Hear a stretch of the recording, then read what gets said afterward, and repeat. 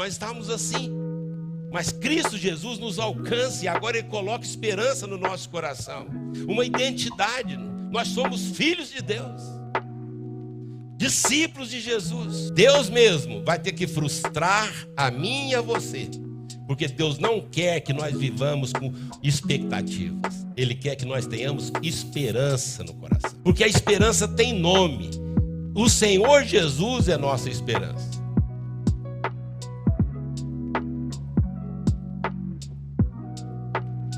Meus irmãos, a solidão é um estado emocional muito comum nos nossos dias. A solidão, embora a pessoa às vezes esteja cercada por pessoas, por amigos, parentes, mas ela se sente sozinha. A solidão. E a palavra de Deus nos ensina que o propósito de Deus é para que nós nunca nos sintamos sozinhos. Porque Deus, na sua graça e misericórdia, nos chamou à comunhão e nos fez família de Deus. É sobre isso que eu queria falar com vocês, lendo o texto bíblico de Efésios, nessa série Conexões Transformadoras. Nós estamos fazendo mensagens expositivas da epístola que Paulo escreveu aos Efésios. Se for possível, leia comigo no capítulo 2, do versículo 11 até o versículo 22. Leiamos. Portanto, lembrem-se de que no passado vocês eram gentios na carne, chamados incircuncisão por aqueles que se intitulam circuncisão, que é feita na carne por mãos humanas. Naquele tempo vocês estavam sem Cristo, separados da comunidade de Israel, e estranho às alianças da promessa, não tendo esperança e sem Deus no mundo. Mas agora, em Cristo Jesus, vocês antes estavam longe, foram aproximados pelo sangue de Cristo. Porque Ele é a nossa paz. De dois povos, Ele fez um só e, na sua carne, derrubou a parede da separação que estava no meio, a inimizade. Cristo aboliu a lei dos mandamentos na forma de ordenanças, para que dos dois criassem em si mesmo uma nova humanidade, fazendo a paz, e reconciliasse ambos em um só corpo com Deus, por meio da cruz, destruindo a inimizade por meio dela. E quando veio, Cristo evangelizou paz a vocês que estavam longe e paz também aos que estavam perto. Porque por meio dele, ambos temos acesso ao Pai em um só Espírito. Assim vocês não são mais estrangeiros e peregrinos, mas concidadãos dos santos.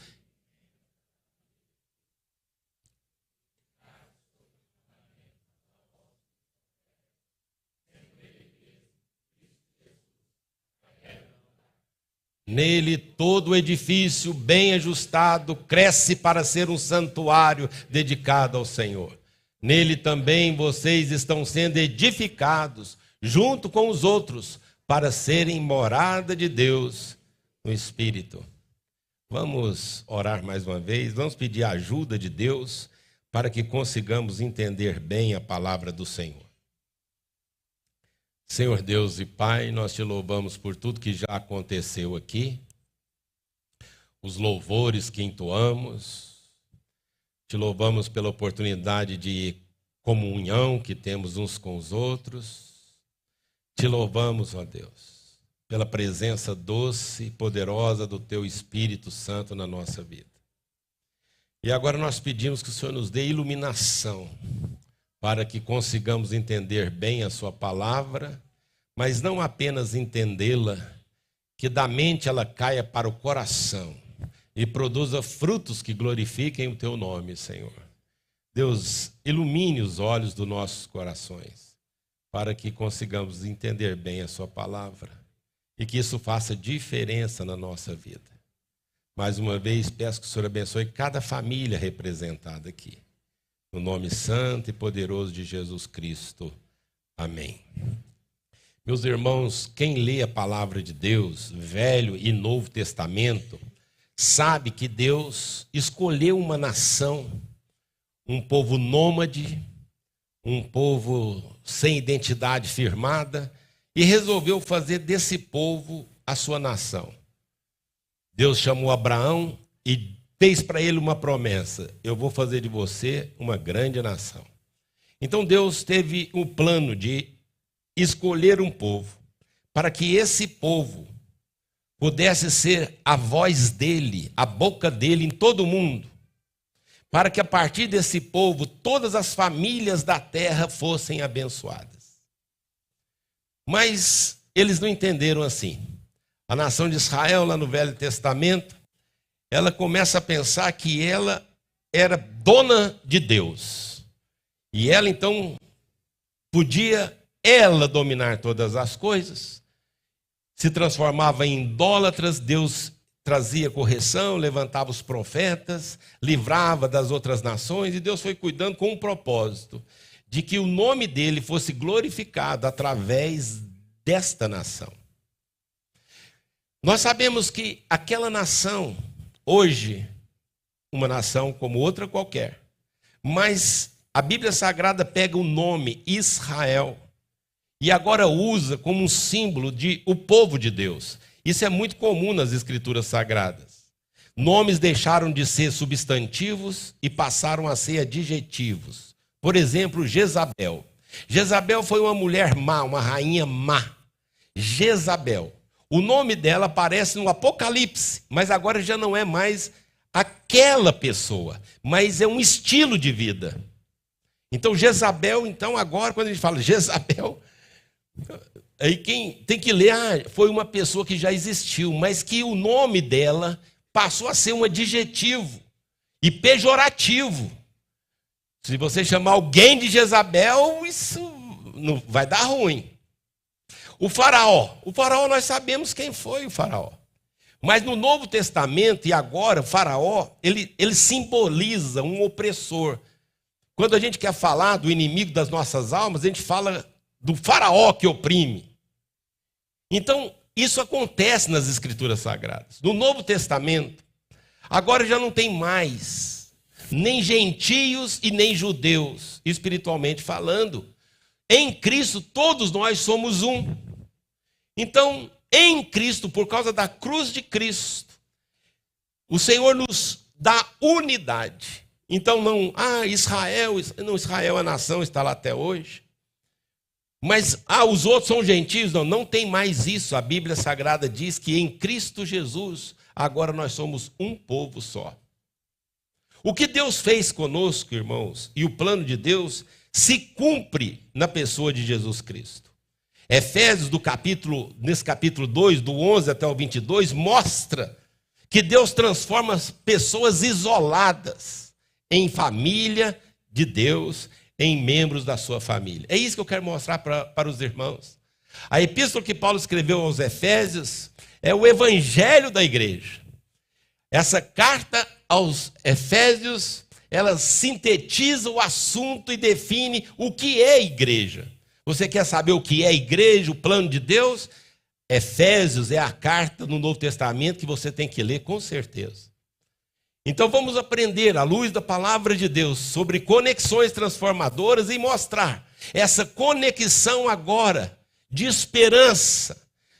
O apóstolo Paulo escrevendo diz, naquele tempo, quando nós estávamos sem Cristo, separados da comunidade de Israel, entenda aqui, separados, sem essa identidade espiritual, por causa de Cristo, nós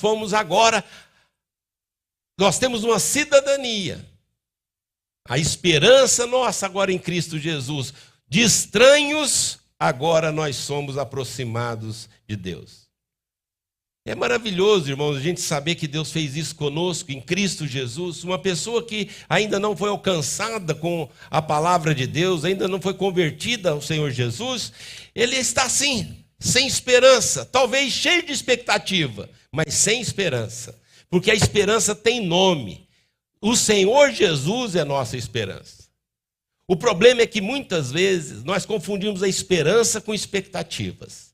Quem fica enchendo o nosso coração de expectativa é a religião. Ela faz isso com muita facilidade. Então nós vamos mantendo expectativas no nosso coração. Vamos criando expectativas. Eu vou lá porque vai ser assim, e nós vamos achando que a nossa vida cristã é como se fosse um passo de mágica, uma magia. E nós vamos enchendo o nosso coração de expectativas. E aí, Deus mesmo vai ter que frustrar a mim e a você. Porque Deus não quer que nós vivamos com expectativas. Ele quer que nós tenhamos esperança no coração. É por isso que uma pessoa que só vive na expectativa, quando vem um problema sério, um laudo médico desfavorável, quando acontece uma tribulação, ele se... Mas espera um pouquinho, não foi assim que nós combinamos. Ele se revolta às vezes contra Deus. É porque um povo vai criando expectativa que nesse país nosso tem mais de 30 milhões de desviados do evangelho. Porque a religião foi colocando no coração deles expectativas. E eles foram criando expectativas. E agora eles estão frustrados. Não querem saber nem de congregar mais.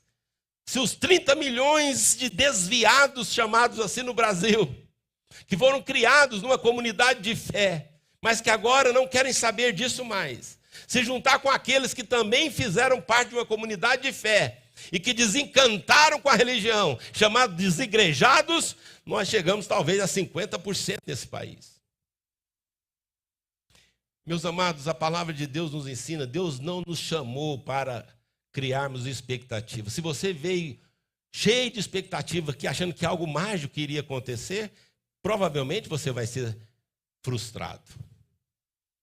É verdade que Deus, na sua infinita graça e misericórdia, Ele pode sim fazer um milagre na minha vida, um milagre na sua vida. A gente só não pode viver em função disso. Não podemos amanhã enfrentar o mercado de trabalho, a universidade, a escola, os problemas na família, de forma ilusória. Nós precisamos entender que é difícil demais, esse mundo sistema é difícil. E nós temos que ter um coração cheio de esperança, saber em quem nós cremos, para que nós não desistamos da nossa caminhada, senão você vai desistir. Então é necessário que nós entendamos a conexão que nós temos em Cristo Jesus. Ele vai colocar em nós a esperança. A Bíblia diz, a esperança é Jesus. Ele é a âncora da nossa alma. Quando as lutas vierem, quando o céu estiver nublado na sua vida, se você tem esperança em Jesus, você enfrenta, irmão, senão você vai querer jogar a toalha. E dificuldades e lutas nessa vida, irmãos, é o que não falta.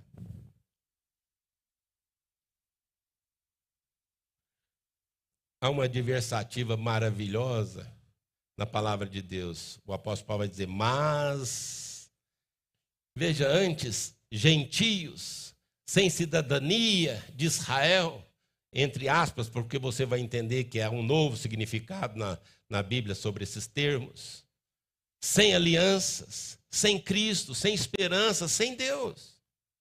Uma pessoa que não foi alcançada com a graça de Deus ainda, a gente espera que ela seja, quem sabe hoje mesmo, mas viver nesse mundo, irmãos, sem a sua identidade, quem eu sou,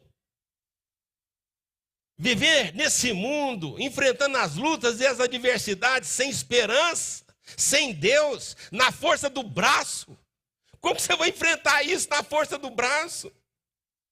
Você jovem, você casado, os problemas familiares, as lutas de relacionamento, como que nós vamos enfrentar isso na força do braço?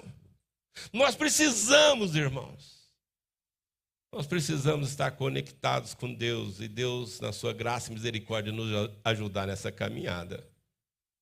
O sangue de Cristo, ele quebra as barreiras, ele inicia a reconciliação divina, ele estende a mão para os excluídos. Nós estamos assim, mas Cristo Jesus nos alcança e agora ele coloca esperança no nosso coração, uma identidade. Nós somos filhos de Deus, discípulos de Jesus, gente que entende a sua caminhada, o que nós estamos fazendo nessa nossa peregrinação.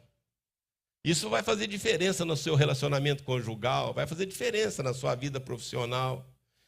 Isso faz diferença na nossa vida, porque agora fomos aproximados pelo sangue precioso incluídos ou inclusos na família, preenchidos com esperança verdadeira. O que o apóstolo Paulo está ensinando, irmãos, comparando aquela ação do Velho Testamento, é porque lá no templo, naquela época, lá no Velho Testamento, naquele grande templo, havia separação, um muro que separava o pátio dos gentios do pátio dos judeus.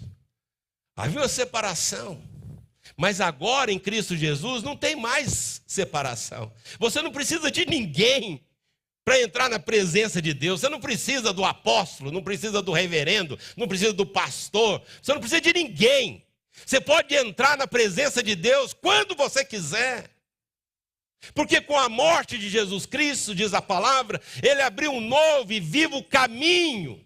Quando Jesus morreu na cruz, lá no templo, o véu do templo se rasgou de alto a baixo, expondo o Santo dos Santos, onde estava a Arca da Aliança, que o sacerdote não podia entrar, apenas uma vez no ano ele entrava ali. Agora está rasgado o véu, ele pode entrar. É por isso que Jesus diz, eu sou o caminho. Agora, se você tem Jesus, você tem o caminho. Entra na presença de Deus, sem ajuda de ninguém. Você não precisa da oração forte. Você não precisa dar dízimo. Você não precisa jejuar. Você não precisa justificar nada. Entra na presença de Deus.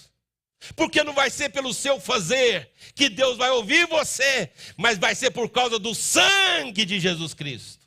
Senão você e eu, nós jamais deveríamos entrar. Seria uma loucura da nossa parte nos reunirmos aqui e invocar como nós fizemos o nome de Jesus. Seria loucura. Mas agora a gente pode fazer isso por causa do sangue derramado, irmãos. Há uma adversativa aqui, ó, ele é a nossa paz. Agora, nós que estávamos separados, agora nós fomos unidos. Agora há uma conexão de paz. Porque havia uma inimizade com Deus. A nossa natureza humana, irmãos, ela é inimiga de Deus. Se algo não acontecer na nossa vida, se a gente for viver no automático, na nossa natureza, nós jamais nos reuniríamos aqui para prestar culto, irmãos. O ser humano, naturalmente falando, ele não quer saber de Deus. Você sabe, você tem amigo, você tem parentes, colegas de faculdade, de trabalho, você sabe como é que é.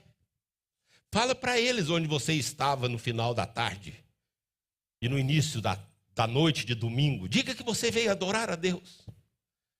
E você vai perceber pessoas que você ama, amigos, falam, o quê? Como assim? Eu não acredito nisso que você fez. Porque o que nós fazemos é uma contramão, irmãos. Nós estamos na contramão. Se algo não tivesse acontecido conosco, nós não sairíamos da nossa casa. Nós estamos aqui conscientes, nós viemos aqui para prestar um culto a Deus. E nós somos pessoas inteligentes. Estamos fazendo isso voluntariamente. Só que isso não é natural. Isso é sobrenatural.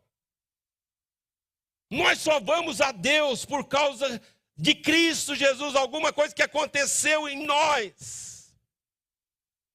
Nós agora temos paz com Deus. Romanos capítulo 5, versículo 1 diz: justificados, pois, pela fé, temos paz com Deus. Imagina alguém que não tem paz com Deus, irmãos. Quando vem um laudo médico desfavorável, quando tem que sepultar um ente querido, quando as coisas não acontecem conforme a gente gostaria que elas acontecessem, quando a gente não tem paz com Deus, e a gente percebe que a vida vai se findando, a gente percebe as lutas e as adversidades na família, no trabalho. Tem pessoas que se revoltam contra Deus. Mas nós temos paz com Deus, porque Ele derrubou a parede da separação. Cristo fez isso por nós. Agora a gente pode se aproximar de Deus, fazer até culto, cantar para Ele, invocar o nome dEle, porque é a paz do nosso coração.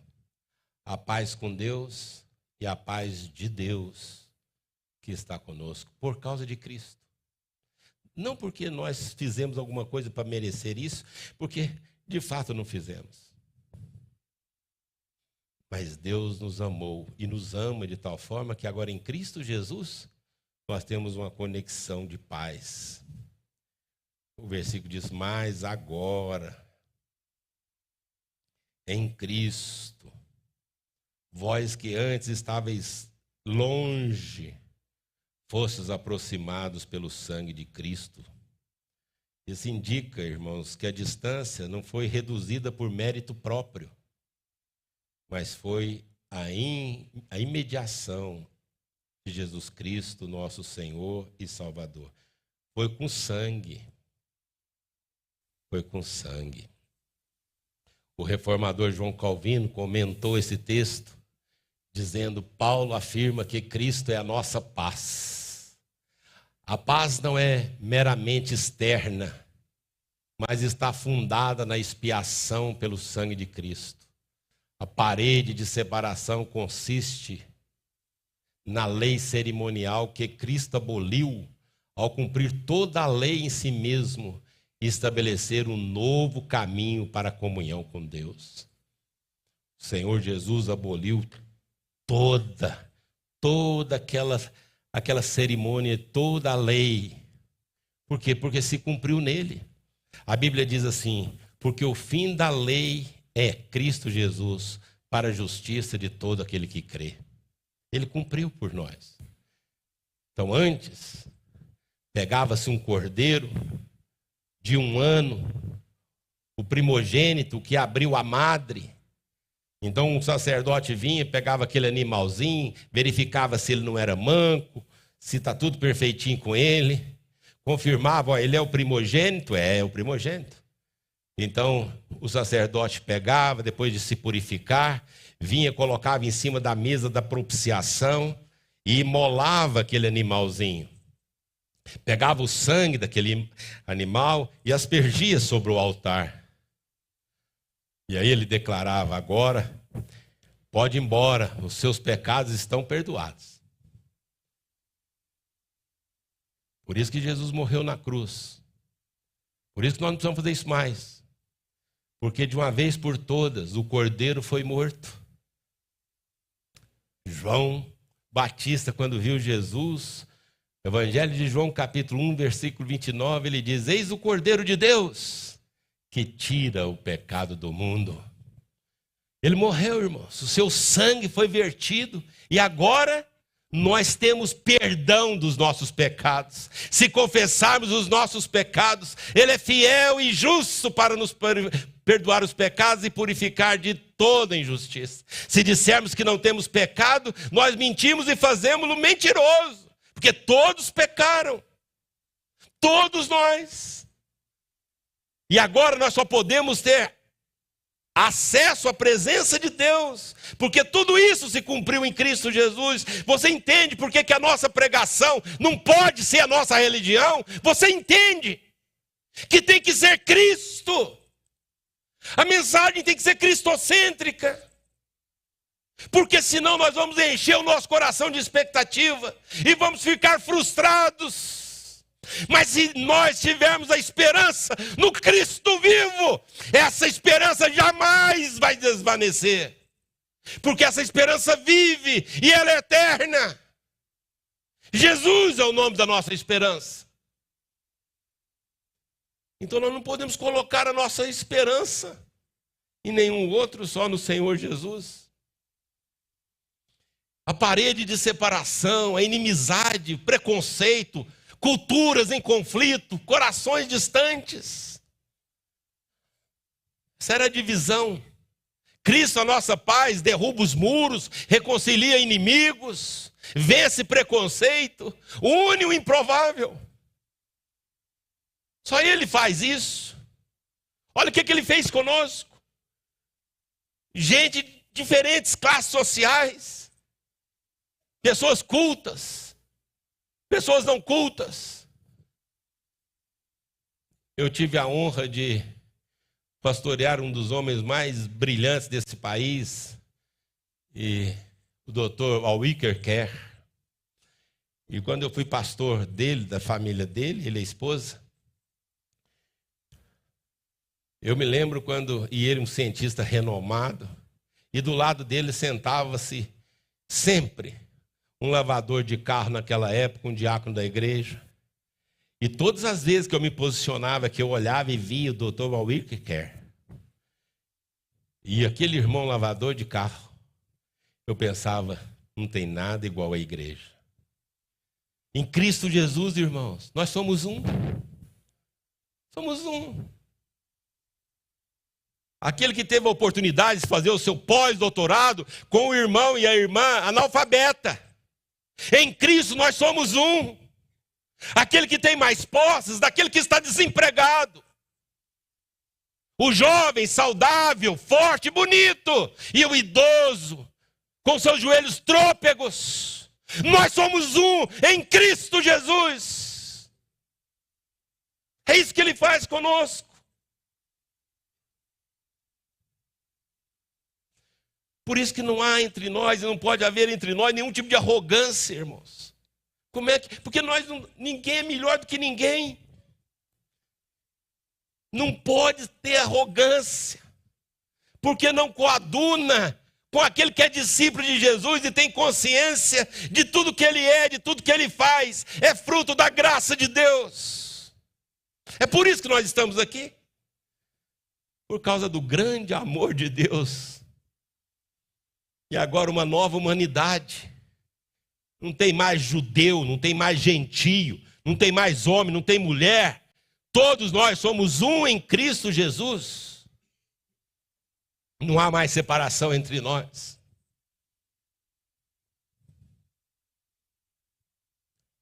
De forasteiros e membros da família. De forasteiros a membros da família. Uma conexão de pertencimento. Se tem algo, irmãos, que a gente precisa sentir, é pertencimento. Quando uma pessoa não tem esse sentimento de pertencimento, é doentio emocionalmente para ela. Às vezes ela entra em crise emocional porque ela precisa se sentir pertencente. Quando um adolescente enfrenta uma crise da idade dele lá, uma das crises que ele sente é essa crise de pertencimento. Mas se ele sente que faz parte da família, que ele é amado, e há responsabilidades também atribuídas a ele vai se sentir pertencente numa comunidade de fé. Se você levanta aqui e sai de qualquer jeito, você não tem um interesse de cumprimentar o irmão e orar também pelos outros, saber o que é que está acontecendo. Nós precisamos nos sentir pertencentes.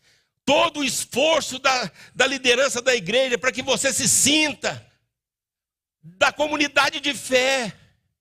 Não resista, ajude-nos a ajudá-lo. Então nós precisamos fazer um esforço, irmãos, para que a gente abençoe alguém que talvez mais tímido do que você, fica trancafiado no seu cantinho, e às vezes uma palavra sua do tipo, graça e paz, irmão. Tudo bem? Qual o seu nome? O meu é fulano. Deus abençoe sua vida, sua família. Irmãos, nós precisamos nos sentir pertencentes. Na minha adolescência, eu precisava me sentir pertencente. Você também, todos nós. É por isso que a gente passa por crises às vezes. Então deixa eu te falar, você adolescente, você pré-adolescente, presta atenção. Você tem uma família, a família de Deus. E nós juntos, como essa família, nós nos pertencemos à família de Deus. Porque quando vem luta na família, irmãos, e a pessoa tem problemas familiares, ele não pode sucumbir. Ele tem que saber que existe uma família que ele faz parte, que é a família de Deus. Nós não tínhamos identidade, é verdade. Éramos estrangeiros, peregrinos e sem rumo. Não pertencíamos a nenhum lugar. Agora nós somos concidadãos dos santos. Agora temos cidadania espiritual. Nossa identidade está no reino de Deus. Somos membros da família. Não somos apenas conhecidos, somos familiares, irmãos e irmãs em Cristo Jesus. Olha o que ele fez conosco. Por ele, a centralidade na mediação de Jesus Cristo. Por ele nós temos acesso, esse termo técnico que remete à ideia de introdução, aproximação. Por isso usa essa expressão acesso. Nós temos acesso. O texto diz ao Pai, acesso ao Pai. Relacionamento íntimo, familiar, acessível. Não um juiz distante, mas um pai. Um pai. Em um espírito, o espírito como aquele que aplica a obra de Cristo, unindo a nós, os crentes em Cristo Jesus, sem distinção.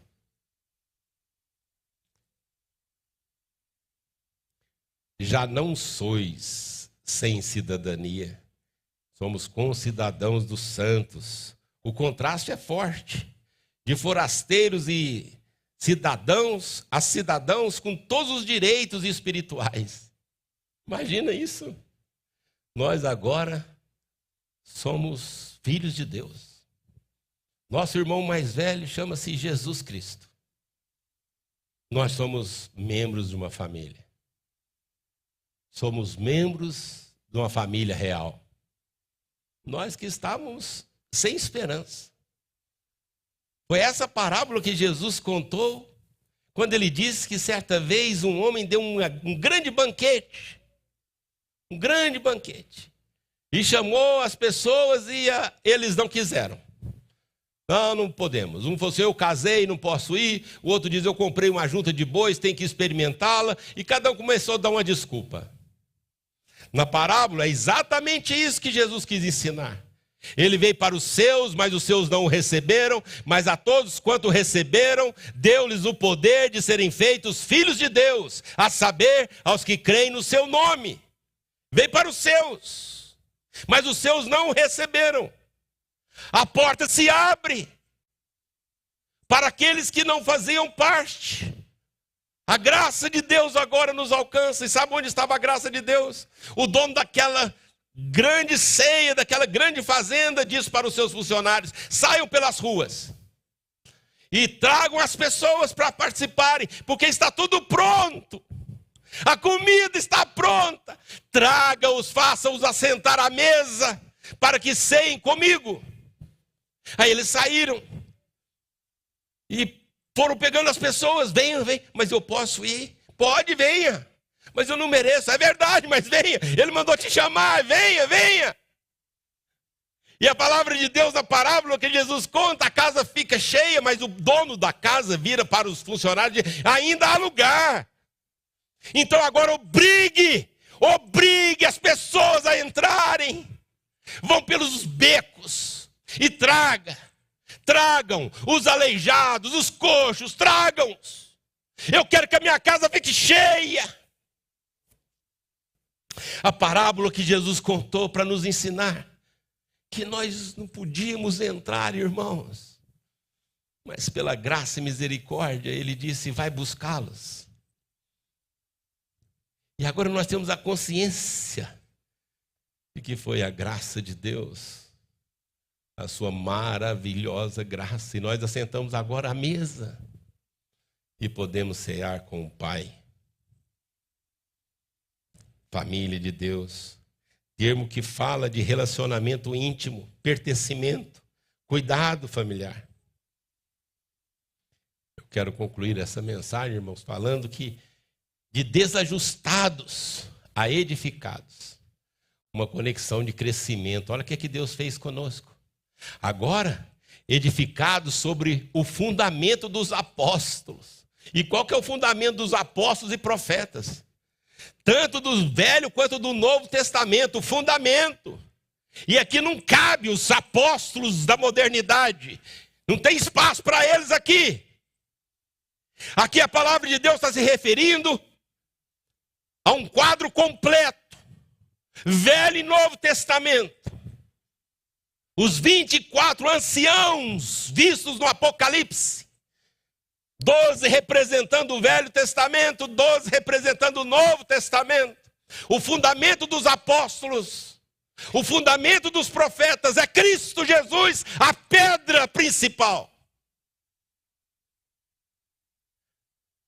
E esse prédio agora, olha a metáfora, ele vai falar agora de um edifício. O fundamento dos apóstolos e profetas, sendo ele mesmo, Cristo Jesus, a pedra angular. Nele, em Jesus Cristo, todo o edifício bem ajustado, cresce para ser um santuário dedicado ao Senhor. Nele também vocês estão sendo edificados junto com os outros para serem morada de Deus no Espírito. Olha o que Deus fez conosco, irmãos. Significa que nós somos casa, templos. Onde é que Deus habita? Deus habita em nós. Você já pensou nisso? Você já pensou no fato de que Deus, o Deus Todo-Poderoso, resolveu fazer de você uma casa? Não, pastor, isso é grande demais. Não é possível isso. Pois é, irmãos. Deus resolveu fazer de nós um templo. Ele não habita em templos feitos por mãos humanas. Ele habita em nós. O Senhor Jesus disse: eu e o Pai faremos em vocês o quê? Morada. Onde você está, Deus está presente, porque você é casa de Deus. Isso é tremendo. O Espírito Santo de Deus habita em você. Isso tem que fazer, irmãos, com que nós tenhamos temor. Porque amanhã nós cada um estará num lugar diferente. Você já está viagem marcada, o outro vai correr para lá, o outro vai correr para cá. E será impossível reunir vocês de novo amanhã. Impossível. Porque o mundo, ele é tão dinâmico, a vida é tão dinâmica, que esse dia jamais voltará na história. Nunca mais nós vamos nos reunir do mesmo jeito. Isso aqui é um evento único em todo o universo. E o Espírito Santo de Deus habita em nós, para que onde quer que nós estejamos, sejamos uma só família. Você é morada de Deus. Isso faz você entender que não pode viver de qualquer jeito. Não pode. Quando o sacerdote ia entrar no Santo dos Santos, irmãos, ele tinha que tomar um banho antes. Ele tinha que fazer toda uma cerimônia de purificação. Porque se ele entrasse lá no Santo dos Santos, de qualquer jeito, segundo os estudiosos da Bíblia, tinha que amarrar no calcanhar dele uma corda. Então eles iam dando corda nele. E ele entrava então do Santo dos Santos, onde tinha a Arca da Aliança, e lá dentro da Arca da Aliança, as tábuas da lei, um pedaço de pau que floresceu, e o maná que sustentou o povo 40 anos no deserto, tudo lá dentro daquele pacote, daquele caixote de madeira revestido de ouro, lá dentro. Do lado de fora, o incensário, tudo ali. E ele entrava, aquilo significava a presença de Deus. Ele não podia entrar de qualquer jeito. Se ele entrasse de qualquer jeito, ele cairia morto lá dentro, porque a presença de Deus é santa. A Bíblia diz que ele é santo, santo, santo. E ele cairia morto lá, eles puxariam ele. Irmãos, não há necessidade mais de fazer isso, mas a necessidade da santificação permanece. Nós estamos na presença de Deus. Não viva de qualquer jeito. Em nome de Jesus. Não viva de qualquer jeito. Nós somos aqueles que invocamos o nome de Jesus. Nós estamos num processo agora de santificação. Sabe qual que é o maior desejo do nosso coração? Eu quero ser parecido com Jesus. Todo discípulo quer imitar o seu mestre. Todos nós. O meu desejo é parecer com Jesus. E é exatamente essa a minha luta. E todos aqueles que querem viver piedosamente em Cristo sofrerão perseguições. Exatamente essa. Nós vamos ter que nos esforçar, irmãos. O processo de santificação exige de nós esforço. Porque a nossa salvação foi garantida em Cristo Jesus. Não viva de qualquer jeito. Se você é um discípulo de Jesus. Vamos viver como família de Deus. Aproximados nele nessa conexão de esperança. Unidos a ele na conexão de paz. Membros da família nessa conexão de pertencimento. E edificados juntos, crescendo nessa conexão de crescimento. Deus abençoe vocês. Sua casa, a família de Deus é resultado dessas conexões transformadoras que Cristo realizou, irmãos. Conexão de esperança, conexão de paz, de pertencimento e de crescimento. Você não veio aqui por acaso.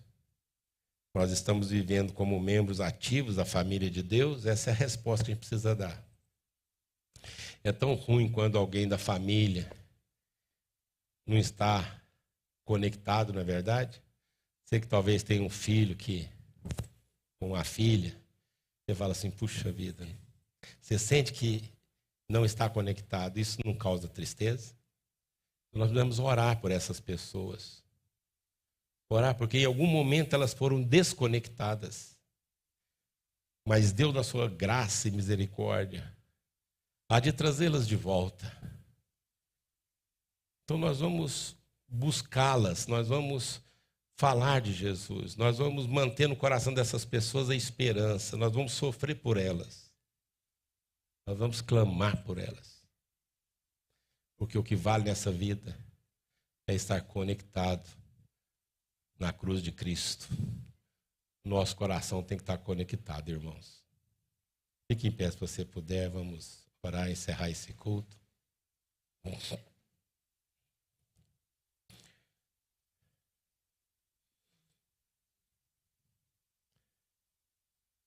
As pessoas que nos assistem pela internet, tem pessoas que desde a pandemia não conseguem congregar mais. Deixaram de congregar. Isso não é bom. Porque, veja, ainda que nós tenhamos tudo isso, a internet, tudo, foi tão triste quando a gente não podia cumprimentar uns irmãos, uns aos outros, podia dar um abraço, foi tão ruim. Quando nós pregávamos aqui com esse templo vazio, só transmitindo, irmãos, que tempo difícil. Nossa, que aquilo nunca mais aconteça. Foi muito triste, irmãos. Mas Deus, na sua graça e misericórdia, nos permite congregar. Temos a conexão da família de Deus. Pega na mão de quem está do seu lado aí, vamos orar, encerrar esse culto. Sentiu a mão da pessoa? Bom demais, né? Depois passa o álcool em gel, tá? Fica tranquilo. Eu acho que a Sexta Igreja é a única que ainda coloca álcool na mão do povo quando vai chegando. O seu Zé, eu acho que ele não consegue mais ficar sem jogar álcool na sua mão aí. Todo cuidado é pouco, irmãos, né? Mas pega na mão do seu irmão aí do lado. Sabe o nome dele, dela? Pergunta aí. Cria coragem. Cria coragem, pergunta. Tem uns nomes fáceis e outros bem difíceis, né? O Zé Carlos, eu estou sozinho aqui, vem cá pegar na minha mão aqui. Nós dois podemos ficar desconectados, não. Senhor Deus e Pai querido, para quem iremos nós, Senhor? Só Tu tens palavras de vida eterna. Pai, ajuda-nos a viver a realidade da família. Que ninguém aqui dentre nós se sinta com solidão. Mas, ó Deus, que esse sentimento de pertencimento à família do Senhor inunde os nossos corações nesta noite, Senhor. Leva-nos em paz, coração encharcado com a Tua presença, desejo de conhecer o Senhor mais e mais, de ter intimidade com o Senhor, o nosso Pai querido, poder chamá-lo de Pai, poder entrar na Sua presença, saber que o Senhor está disposto a nos ouvir. Ó Deus, em nome de Jesus Cristo, sê conosco nessa semana, nossa caminhada, aquelas dificuldades que esse irmão, essa irmã tem enfrentado. Dá força, Senhor. Enche o coração com a esperança viva que é Jesus Cristo. O laudo médico, o tratamento que está sendo feito. Ó Deus, o trabalho, a dificuldade financeira. Pai, em nome de Jesus, dá força para nós, Senhor. E, ó Deus, o Senhor pode todas as coisas. Abra a porta para o desempregado. Aumenta, Senhor, o ganho da família. Cura doenças, Senhor. O Senhor tem poder para isso. O Senhor é Deus Todo-Poderoso. O Seu nome é um nome poderoso. Leva-nos em paz. Em nome de Jesus Cristo, nosso Senhor e Salvador. Que a graça do Senhor Jesus Cristo, o grande amor de Deus, o nosso Pai, a comunhão, a consolação, o poder, a unção do Espírito Santo, sejam sobre nós, amados, e sobre todo o povo de Deus, agora e para sempre. Amém.